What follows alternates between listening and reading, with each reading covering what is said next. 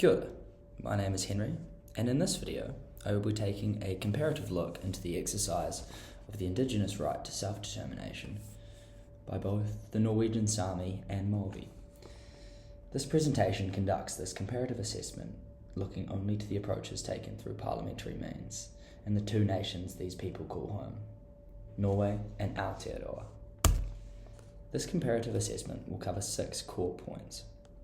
First, it asks, what actually is the Indigenous right to self-determination? It then turns to the Sami approach of self-governance and their parliament, the Samadigi, before outlining the approach in Aotearoa, which is achieved through the self-representation created by the Māori electorates. This presentation will then look to both the positive and negative implications of each approach to Indigenous self-determination, before asking whether a particular approach is more effective than the other at securing this right. Finally, this presentation will turn back to the instrument that affirms the right to self-determination to discuss why this right faces a large number of limitations. Let's begin by looking at the central concept, the Indigenous right to self-determination. This right is found in Article 3 of the United Nations Declaration on the Rights of Indigenous Peoples, also known as UNDRIP. Article 3 declares that Indigenous peoples have the right to freely determine their political status and to pursue their economic, social, and cultural development. In essence, this right is about autonomy and ensuring that Indigenous peoples have a say in the decisions that affect their livelihood, land, and future. Yet how this right is implemented varies dramatically from nation to nation. In 1987, Norway passed the Norwegian Sami Act, establishing the Samadigi, translation for Sami Parliament. The Sami Parliament is a body elected by and for Sami people to represent their interests.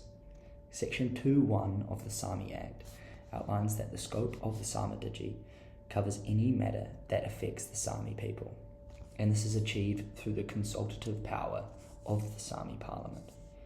The Norwegian government must consult with the Samadigi on all matters affecting Sami culture, land, and language. Importantly, while the Samadigi has authority over cultural and linguistic issues, it does not hold any legislative or fiscal power. It cannot pass laws or manage an independent budget outside of the allocation it receives from the Norwegian state. It does, however, have a powerful voice in shaping Indigenous policy in Norway, particularly through formal consultation processes. In Aotearoa, Māori representation in Parliament dates back to the Māori Representation Act of 1867, which introduced 4 designated seats for Māori MPs. These seats were originally seen as a temporary mechanism to ease the transfer of Māori land into individual title for the Crown. Yet over time, they have become a permanent part of the electoral system, expanding to the 7 electorates we have today. Under this model, Māori have the opportunity to elect 7 representatives directly into the National Parliament, which gives them the ability to introduce legislation, vote on bills, and participate fully in the lawmaking process. Therefore, unlike the Sami Parliament, Māori MPs can exercise legislative power. Both models have a range of positive and negative implications in practice. The Samadigi offers a strong platform for cultural autonomy. It has a clear mandate, dedicated funding, and a formal relationship of guaranteed consultation with the state. But it has no legislative power. It cannot prevent or amend laws which may negatively affect the rights of the Sami people. Within this lack of legislative power comes another weakness, that being how the Samadigi is unable to create any territorial autonomy for the Sami, as the regions that vote in Sami elections are still only provinces of Norway.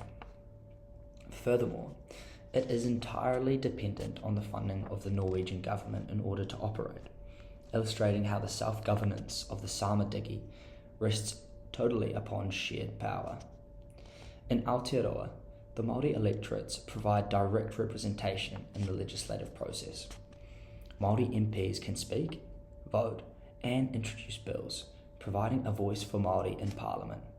However, they are a minority voice, and Māori issues can still be overridden by majority votes. A key example is the Foreshore and Seabed Act 2004, where Parliament legislated over Māori customary rights, despite significant opposition from across the nation. Another negative implication comes when asking what proportion of representation is appropriate. In 2020, including the 7 Māori seats, 21% of MPs in the House of Representatives were Māori, a figure higher than the Māori proportion of the national population, which was 17%. At first glance, this appears to be a fair figure of representation, but when paired with the knowledge that at the time of the signing of Te Tiriti in 1840, there were 45 times as many Māori than there were Pākehā, it raises some serious questions regarding what constitutes appropriate representation in Aotearoa. This presentation contends that although each approach seeks to secure self-determination through different means, neither is more effective than the other due to the numerous limitations that come with each approach. The Samadigi is strong in cultural self-governance, but it lacks legislative teeth. Māori representation, meanwhile, gives access to political power, but lacks the numerical strength to consistently safeguard Māori interests. This slide reiterates and introduces some more positive and negative implications discussed previously, to which one might ask whether a combined approach of both self-governance and self-representation would be a more effective way to achieve Indigenous self-determination.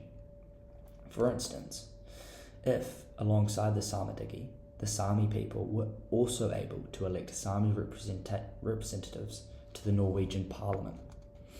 This would seem to be an appropriate step towards the Indigenous self-determination that is affirmed under UNDRIP. But on closer examination of the declaration itself, more limitations that constrain the level of self-determination that can be exercised are found. UNDRIP, while groundbreaking, contains its own limitations upon the Indigenous right to self-determination.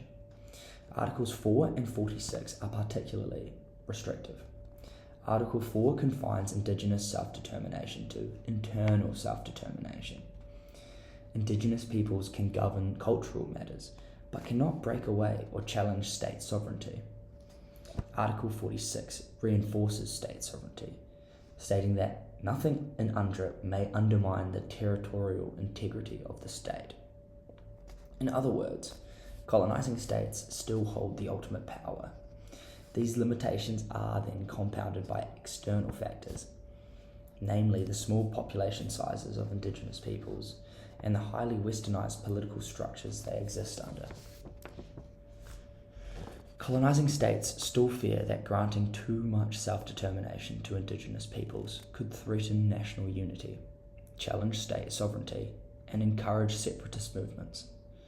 They worry it may lead to the loss of the control over land, resources, or even legal systems, undermining centralised authority and setting precedents for other minority and Indigenous groups. Today, these fears materialise through the limitations placed upon this right, and until they are lifted, achieving true Indigenous self-determination will remain a challenging task. In summary, the Indigenous right to self-determination is recognised internationally but constrained by legal, demographic and political factors. Norway's Samadigi offers cultural strength but lacks lawmaking power. Aotearoa's Māori electorates offer political access but remain limited by representation and parliamentary dynamics. Both models reveal that true self-determination is still difficult to realise. This difficulty is only enhanced by the limitations that are found within the very instrument that affirms the Indigenous right to self-determination. Thank you very much for listening.